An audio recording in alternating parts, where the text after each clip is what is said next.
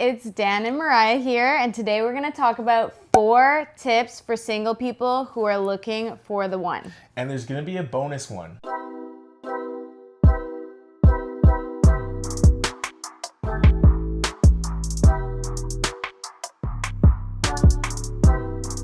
I think that oftentimes when we're in a time where we're single, we can see it as a positive or a negative thing, depending on our backgrounds, our family kind of perspective towards singleness. I know for both of us, every time where we were single in our lives, it was a positive thing. We could work on ourselves. We had more time to pour ourselves into our passions, our work, our academics.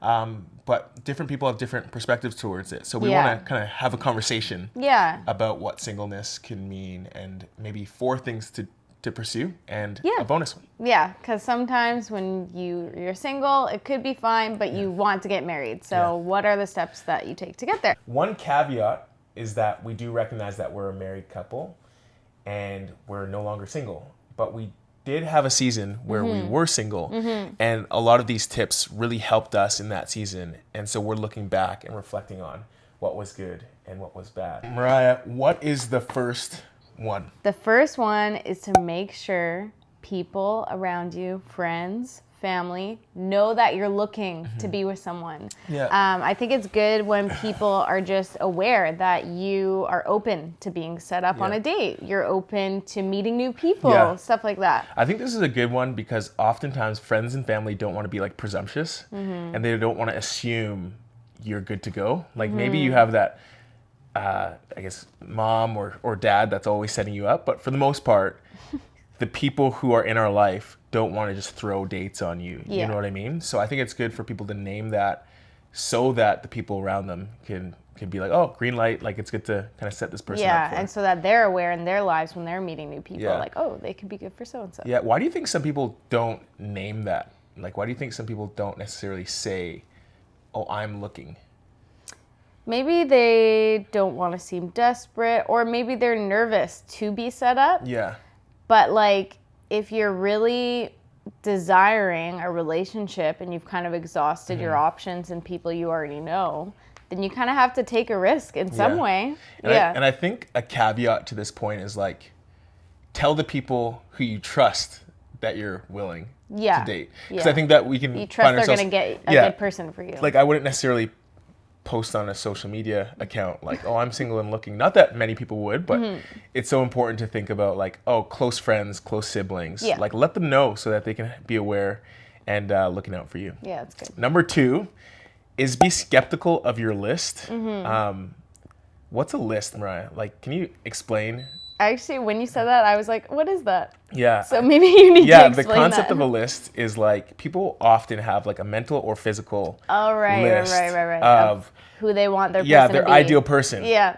Maybe it's tall, maybe it's short, maybe it's athletic, maybe it's really booky, like someone who's really into reading.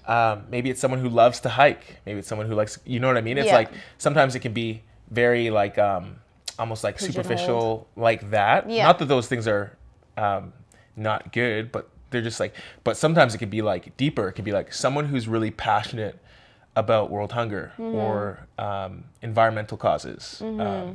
We all have this list, and I would say that it's important to be healthily skeptical of our lists, because sometimes we have these things that we, like if we step back and we think about our life partner, our future spouse, the future father or mother of our kids, we really don't care about some of the things that are on our list. So sometimes people will put like good style, for look example. at your list and see what are the non-negotiables.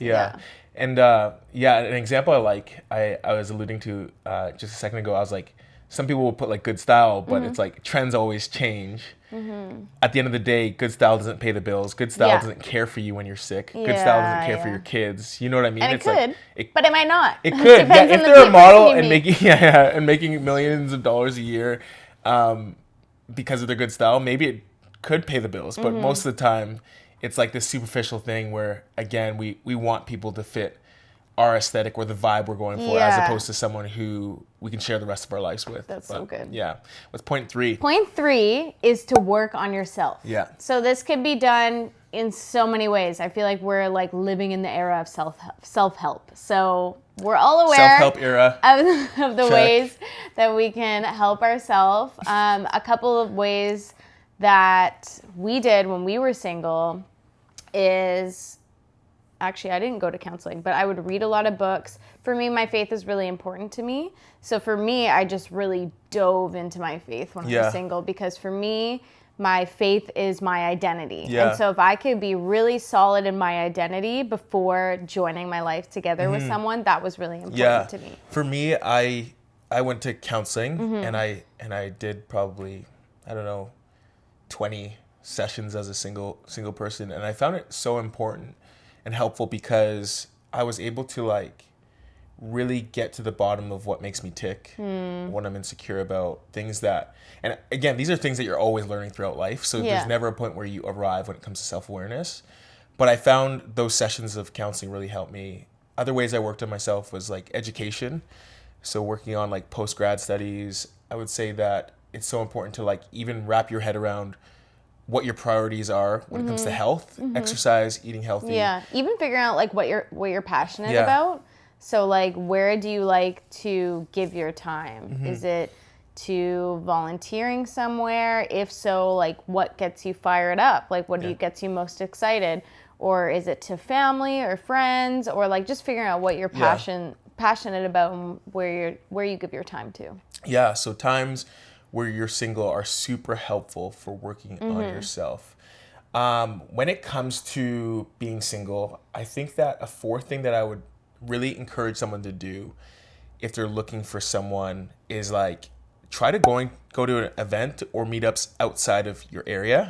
So whether it be out of your town, out of your province or state, out of country maybe, because we both met each other when we were both out of our towns. Yeah. And we met in a city at a conference, and we probably wouldn't have met each other if we never left our cities. So I think it's so important for people to like go out of their comfort zone and meet people out of the city. Bring a friend with you if you need to. Like I feel like don't be afraid though to like try something new or take a risk. I feel like that's a big part of being single if you want to be in a relationship. Is like it comes to a point where you have to take some risks and sacrifice your comfort in some ways. And you know what this is kind of a response to? I feel like something that people often say, like no matter what city people are from, no matter what town they live in, they always say, there's no one here. There's no one here. There's no one in my city. The dating scene in my city, in my town is horrible. Like I've literally never heard someone say, dating in my city is awesome. There's so many options. There's so many people. So I'd say like, oh, if that's the case, try to go to the city next door, or you know what I mean? Yeah, that's a good idea. Then the last thing we'll say, this is the bonus one. I've been really excited for this one. It's risky, and again, I guess one of our caveats is like this is easier said than done. Yes. Because of family. I know some people have sick relatives or whatever that keep them kind of rooted in a specific city. But the last one that we would suggest is consider moving. It's kind of like a big thing to say. Yeah. But I feel like maybe you feel like in your life, not just being single, but maybe other things like job or friendships or whatever, and you just need to kind of like shake things up, change it up, take a risk in your life and see what happens with it. And even commit to like, I'm just going to move for a year and see what happens. I feel like that could be like a super cool way to meet someone, possibly. This one is readily on my mind because we have a couple friends who are moving, not just to find someone, but to just shake things up in their life. Find new career opportunities and stuff like that. And I think it's a courageous step, but it could be the step that really kind of puts someone in the path of finding the person who they're going to spend the rest of their life with. So, Let us know if you have done that and you did meet someone, or if you're planning to do that. We'd love to know. Yeah. Well, those are our 5 tips if you're single and want to be married one day. Hope this is helpful for you. If you have any additional tips, feel free to drop them in the comments, because we do believe that the best conversations aren't the ones that are happening here, but the ones that are happening in the comments. And make sure to like and subscribe if you haven't already. It really helps our videos get out into that mysterious algorithm. No one knows how it works. But yeah, really appreciate that and appreciate you guys, and we'll talk to you next week.